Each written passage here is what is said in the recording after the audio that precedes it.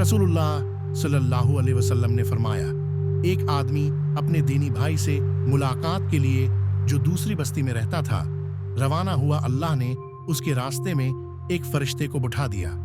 जब वो फरिश्ते के पास से गुजरा तो फरिश्ते ने उससे पूछा कि तुम कहाँ जा रहे हो?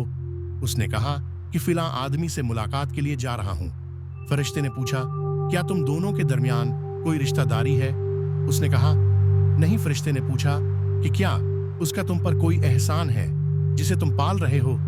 उसने कहा, नहीं। फरिश्ते ने पूछा, फिर तुम उसके पास क्यों जा रहे हो? उसने कहा कि मैं उससे अल्लाह की रिजा के लिए मोहब्बत करता हूँ। फरिश्ते ने कहा कि मैं अल्लाह के पास से तेरी तरफ कासिद बनकर आया हूँ कि उसके साथ मोहब्बत करने की वजह से अल्लाह तुझसे मोहब्बत करता है।